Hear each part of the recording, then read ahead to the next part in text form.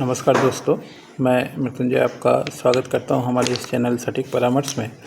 और देखिए, ये कमेंट आया था हमारे एक वीडियोस के ऊपर कि सर बीड़ी डिस्ट्रीब्यूटर का एक नाम और पता, कॉन्टैक्ट नंबर बताइए कृपया करके।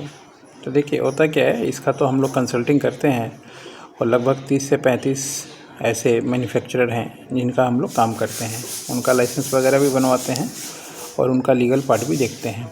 मगर होता क्या है, जैसे ही मान लीजिए मैं किसी इंडिविजुअल आदमी का नंबर अगर अपलोड करूं या मान लीजिए वीडियो बना के दूं, वीडियो तो खैर हम लोग बनाते हैं, अगर मान लीजिए इंडिविजुअल का नंबर अपलोड करूं और नंबर यहाँ यूट्यूब पे या फेसबुक या इंस्टाग्राम कहीं पे भी जाता है, तो उसके बाद क्या होता है, एक रिस्पॉन्सिबिलिटी आ जाता है अपने ऊपर कि पता नहीं ये चीज़ ठीक है कि नहीं है। क्योंकि पहले भी 1-2 रिकॉर्ड हुआ है कि हम लोगों ने कुछ नंबर्स वगैरह जो थे डिस्ट्रीब्यूटर के, डीलर के या मान लीजिए मैन्युफैक्चरर के शेयर कर दिए, और बिना जाने क्लाइंट भी तो कम होशियार नहीं होता है, जो ये सब चीज़ें मांगते हैं उनको भी आप इतना भोला नहीं समझ सकते, क्योंकि हर एक तरह का आदमी होता है और मैन्युफैक्चरर को भी नहीं समझ सकते। तो कुछ नंबर्स हम लोगों ने कुछ लोगों को दिया था, अपलोड ना करके डायरेक्ट दिया था ऐसे ही। तो पता चला कि उन्होंने अच्छा खासा काम अपना किया, क्लाइंट ने भी मंगाया और मैन्युफैक्चरर ने भी सेल किया, दोनों लोगों ने ओवरपास किया, दोनों लोगों ने मान लीजिए हम लोगों को नहीं बताया।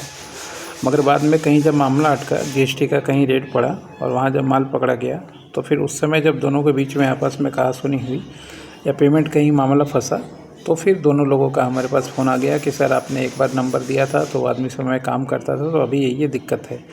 उसके बाद जो बायर था उसका नंबर आया कि सर एक बार आपसे नंबर मिला था ये आदमी का, तो अभी ये दिक्कत आ रहा है। जबकि सिचुएशन ये था कि हम लोग को पता नहीं था कि दोनों आदमी आपस में ही डील कर रहे हैं और आपस में काम कर रहे हैं। मगर जैसे ही प्रॉब्लम आया तो फिर हमें ढूंढने लगे। फिर हम लोगों ने बताया कि आप लोगों ने तो बताया भी नहीं एक बार कि आप लोग काम कर रहे हैं। हो सके 5 रुपये 10 रुपये या थोड़ा 1000-2000 का अपना प्रॉफिट बनता, लाभ होता, उसके चक्कर में आप लोग बचाने के चक्कर में ओवरपास कर गए। जबकि सोर्सिंग या मान लीजिए चीज़ें हम लोगों ने ही दिलवाया।